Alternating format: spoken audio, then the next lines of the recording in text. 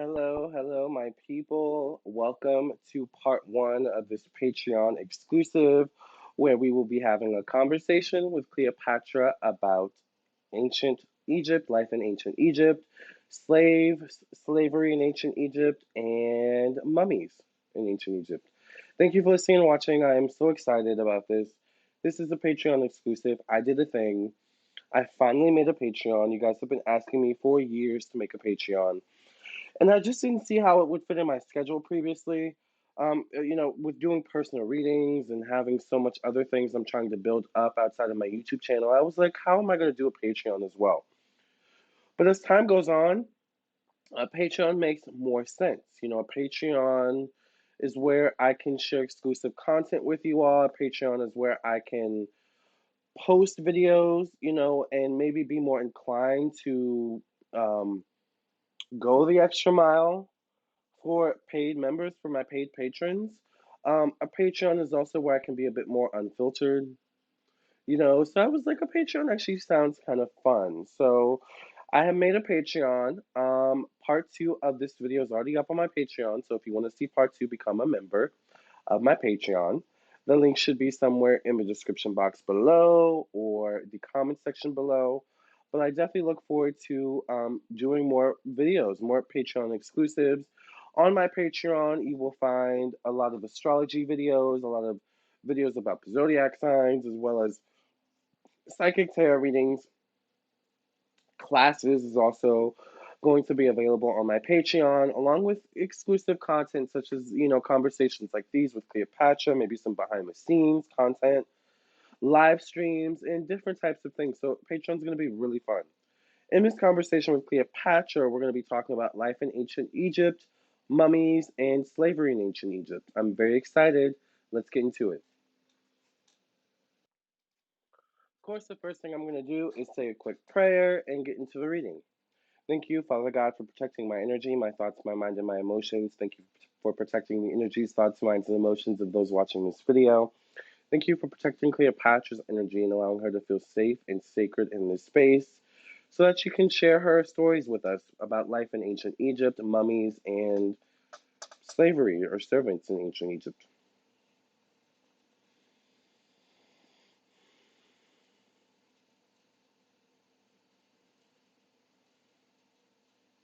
The first thing she's showing me is papaya fruit. I guess she was a big fan of papaya. She's saying, yes, I love papaya fruit. Um, she's saying every day she had a servant or a slave that would go pick fruit for her. She's saying there were slaves in ancient Egypt, servants in ancient Egypt who had specialized purposes. She's saying there were slaves who would prepare my wigs, servants who would prepare my wigs, who specialized in those types of things. Um, she's saying life in ancient Egypt was very grand, was very grandiose. It was all about impressing, specifically impressing foreigners. Um, she's taken me to mummies, and she's like, mummies were a form of protection.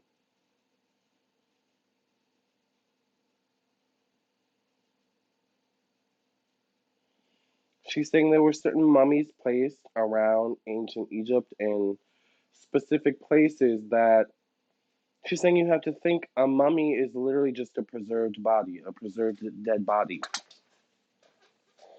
But in that, she's saying the ancient Egyptians were solely, strongly believed in life after death.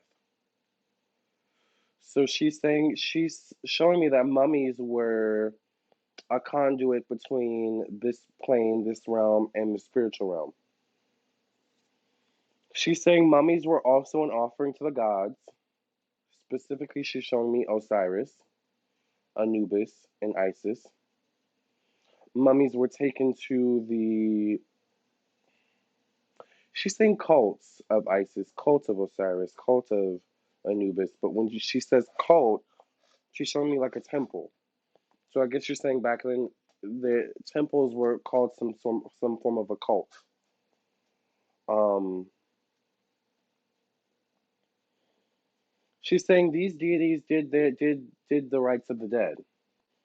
These deities were the deities that you went to when a loved one passed away and you wanted to make sure that they um, got their just due in death, that they lived a fruitful life in death. She's also showing me Mayat.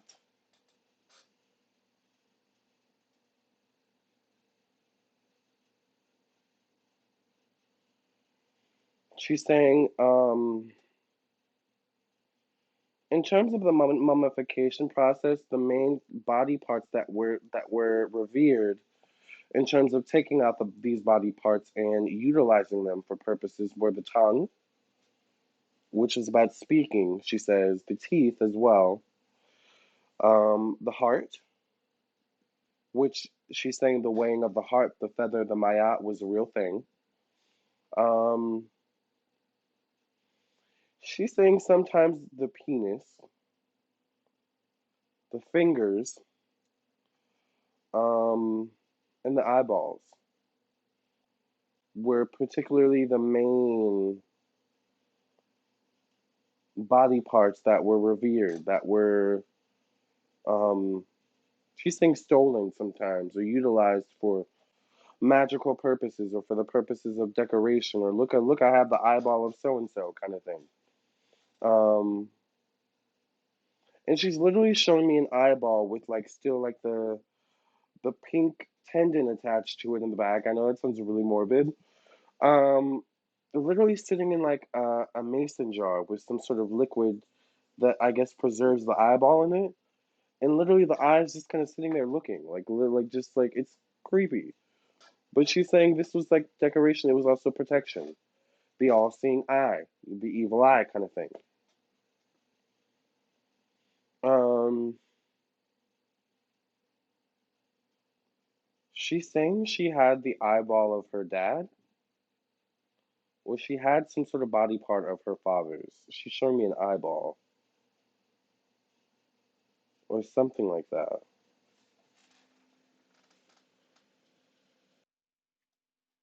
She's showing me that grave robbing was a thing even back then.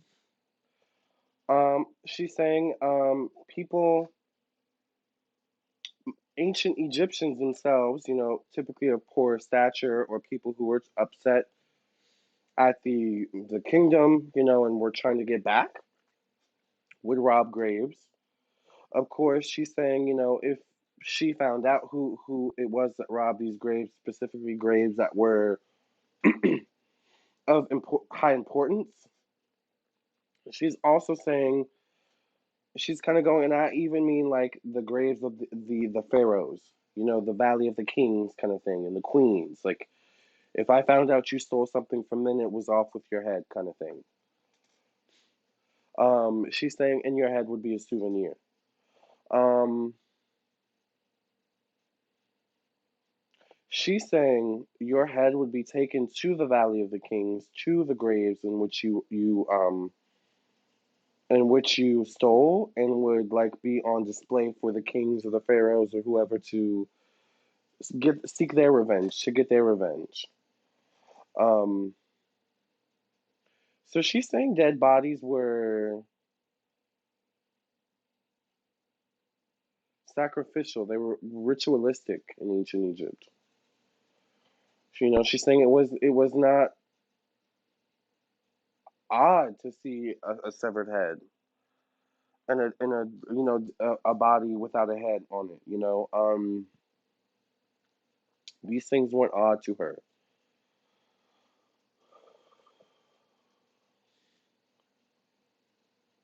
She's saying there was a belief in ancient Egypt that sometimes your enemies could inhabit, especially your dead enemies, could inhabit an animal, and that animal could attack you or maul you. Um, and it was a belief that was really your enemy inhabiting that animal, getting revenge back on you. So also she's saying animals would be used as a way of killing people or seeking revenge on people. Um, particularly dogs, certain types of cats or felines, snakes. But she's saying life in ancient Egypt was intense like this. Life in ancient Egypt.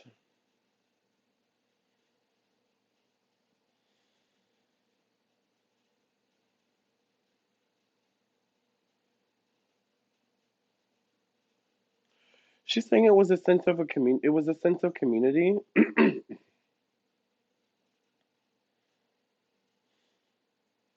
but it was also very individualistic. She's saying it's not like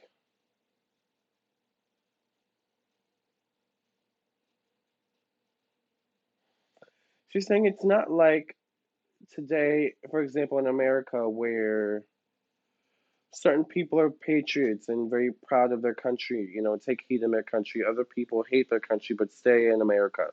It's like it wasn't like that. If you hated Egypt, if you hated being in ancient Egypt, you were exiled. We exiled you. If you hated so much, find somewhere else to go. She's saying you don't have to like ancient Egypt. You don't have to like. You didn't have to like the the policies, but you had to be. Being a traitor wasn't accepted. Um, she's saying being a traitor was grounds for execution. She's saying because when foreigners would come to the land, you couldn't be trusted. You couldn't be trusted to go on the other, to stick to ancient Egyptian customs and cultures and to uh, be loyal to ancient Egypt. She was big on loyalty. She's saying I liked soup. I was a big fan of soup. She says I like to eat soup.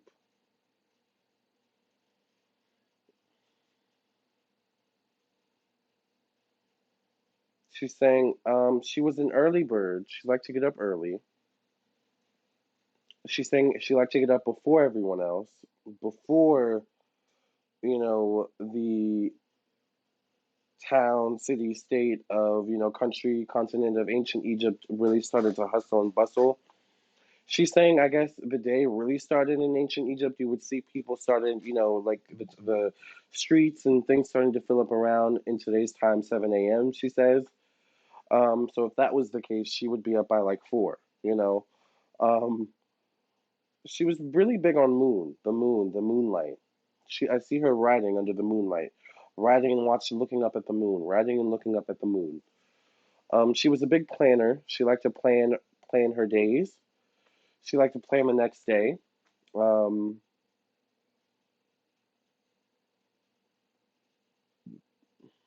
excuse me. She also liked to watch the light tower in ancient Egypt. It was a big thing. They had this huge, tall light tower that would constantly be lit with fire. And it was kind of like a wonder of the world in ancient Egypt how this tall stature was able to light the whole town or city of Alexandria. But it's almost like how also did they build this humongous thing? But she's saying I like to watch that. That was like either a compass for her or some sort of guide. She's showing me that she actually had two places she stayed. She had a main palace and then somewhere else that she stayed that was near a body of water. If her main palace wasn't near a body of water, she's showing me that she liked to. There's some places she liked to stay where she was able to see ships come in. I don't know if this was her main palace or if this was another palace that she stayed in because she's kind of showing me she's like I had two places I like to stay. Her main palace, and then I guess when she wanted to get away from her main palace, or there were threats of foreign invaders of her main palace or whatever, she would go somewhere else that was maybe less known. But I'm seeing like she was able to watch the ships come in.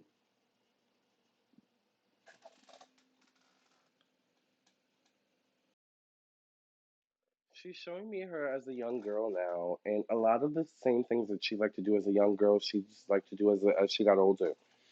Like she's showing me her as a young girl sitting under the moon, and she's showing me her as a teenager sitting under the moon, riding, looking up at the moon, riding, looking up at the moon.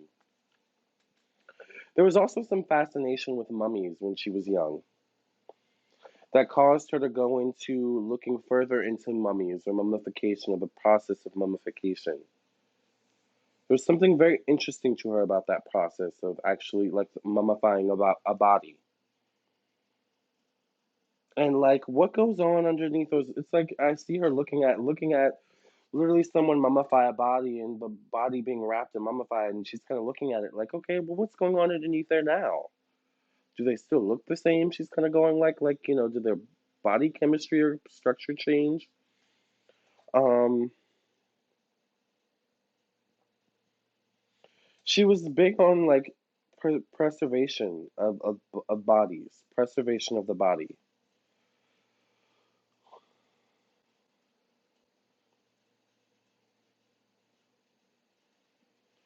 She also had a belief that you could eat a certain way or live a certain way to ensure that when you passed away, your body would be, preserved as long as possible. So it's almost like if you were in good health, if you ate certain things, if you were like, she's showing me liquid.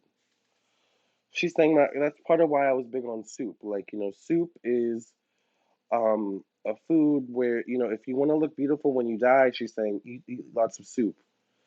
Fill your body up with lots of liquid because what causes you to start looking ugly and degrading once you pass away. And she's kind of showing me the process of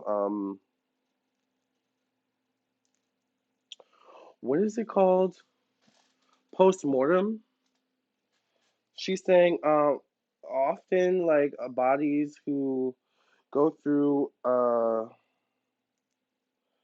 kind of, and she's saying kind of ugly process of post mortem is because there's a lack of moisture in the body.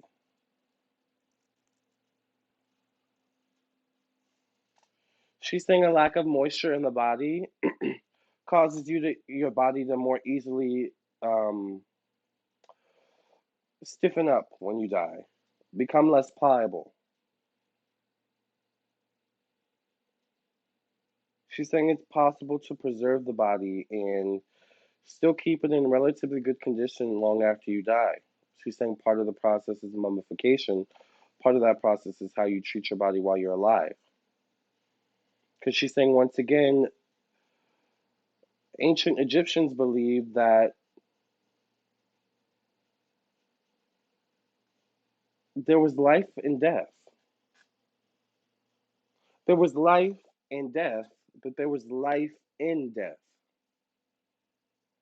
Um,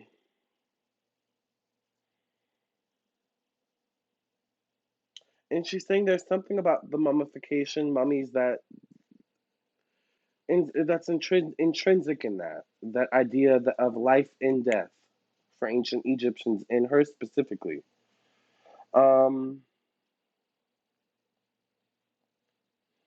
she's saying a lot of these philosophies and a lot of these things and ideas I took with me in my own death and how I wanted my own death to be. She's saying I planned my own death. I orchestrated my own death. Every facet of it, every nuance of it, I orchestrated it. She's saying that's why it's been so difficult to find me today. And she's kind of going like this, find me today, What she's saying she's already been found. You've been found? She's saying, yes, I've already been found. Um,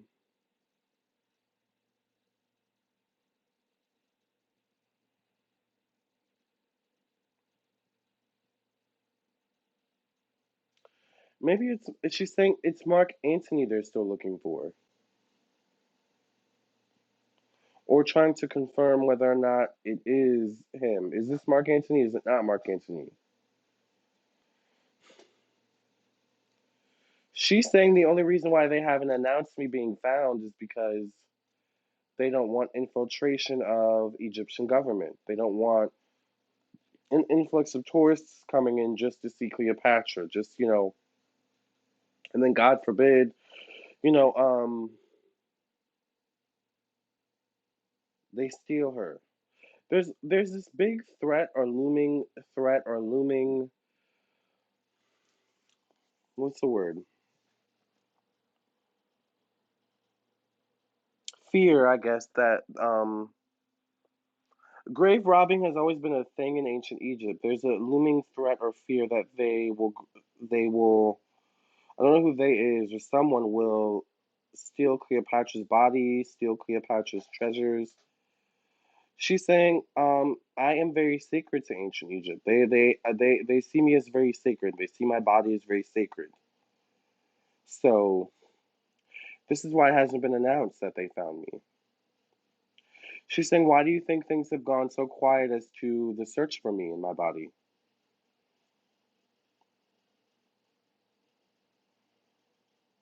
She's saying they found me. They just haven't said anything yet.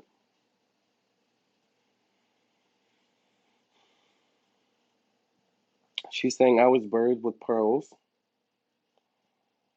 um, earrings. I hear a diadem. Um, I was buried with things.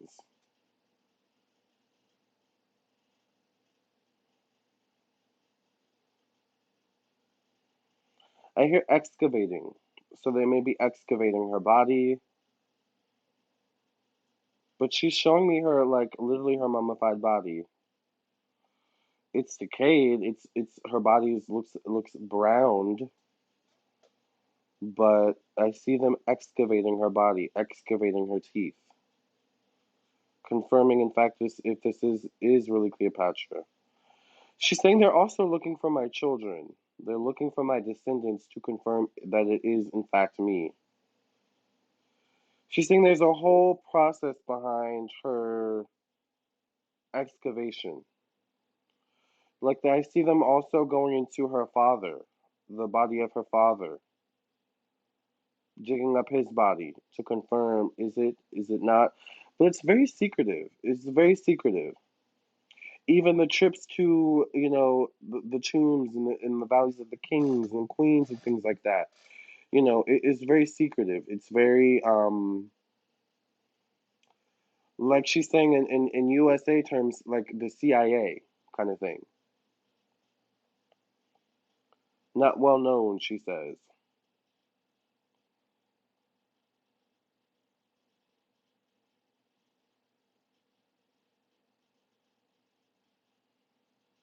Hmm.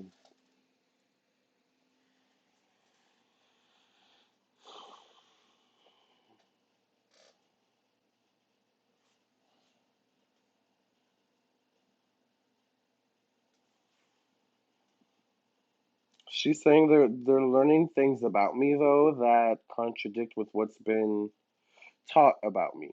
So it's layered, she's saying. It's very layered, nuanced.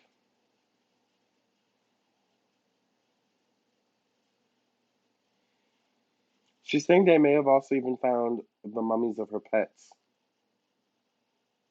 Pets that she owned, or pets that or animals that were around during her time. She's saying maybe that's where it started. They started getting closer to me when they discovered animals or pets that lived around her time.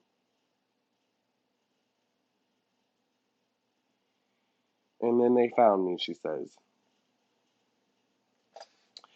She's saying maybe like also near some sort of cult or temple. Maybe near the Nile Delta, the Nile River. Um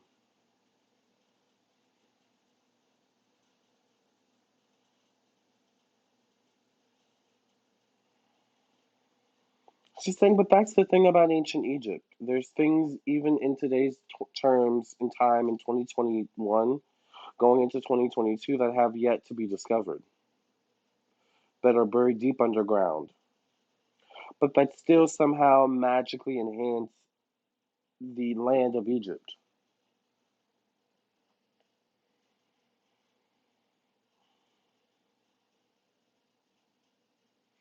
She's showing me the Tower of Giza, or the pyramid with the head of the Sphinx.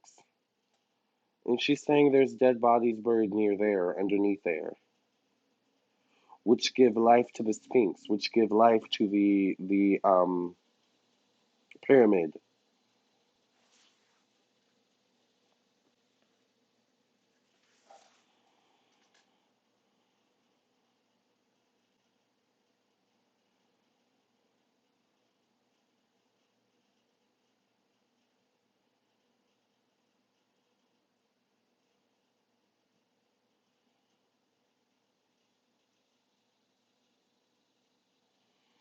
She said there's a bunch of dead bodies in the Nile River, giving life to the Nile River.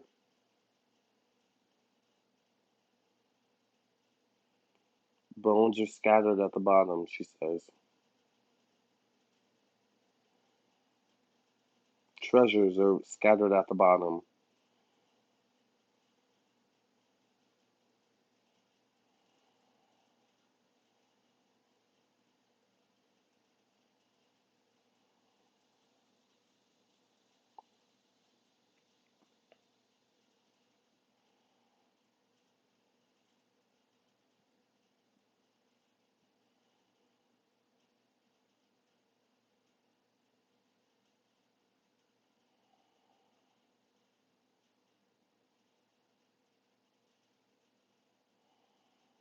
But she's saying mummies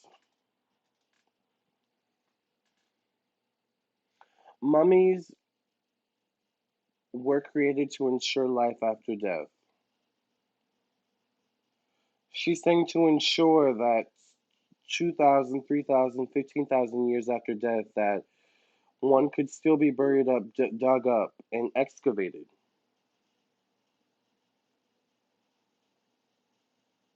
And she's saying, and to ensure that tufts of hair, tufts of skin, teeth would still be intact, so that she's saying they were excavating back then. They were identifying bodies back then somehow. Like,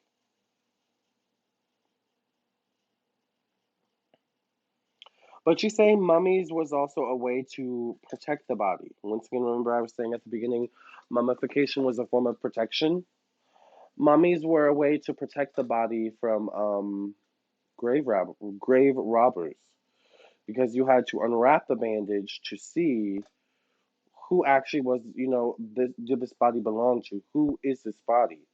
But then it was actually the unwrapping of the bandages that sealed your fate with the dead, she's saying. So she's saying, yes, there are curses of the mummies. That's a real thing. Curses of the tombs of pharaohs. That's a real thing. She's saying those, when you go in the tombs, like King Tut, when you go in his tomb or the Valley of the Kings or something like that, and you see those paintings on the walls, those are actually spells. And they're spells in the form of, this is what happens, this is the process of what happens should this tomb be raided, should someone enter this tomb who doesn't belong here. This is what's going to happen. This is who you can expect to see. This is the line of, you know bosses you have to defeat. I don't know. But she's saying yes, it's a real thing, the curse of the pharaohs, the curse of the mummies. um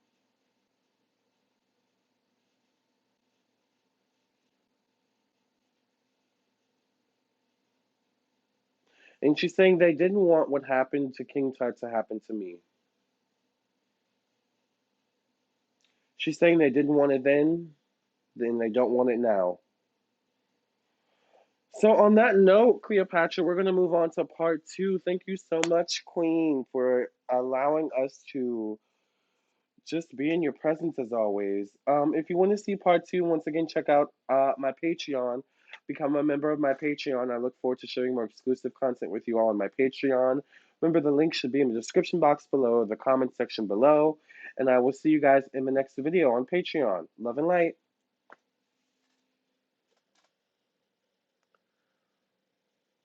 Oh, and by the way, if you want a personal reading, check out my website, Lamarr, townsendtarot.com. Follow me on my podcast, Spotify, Apple, Anchor, Google, and more.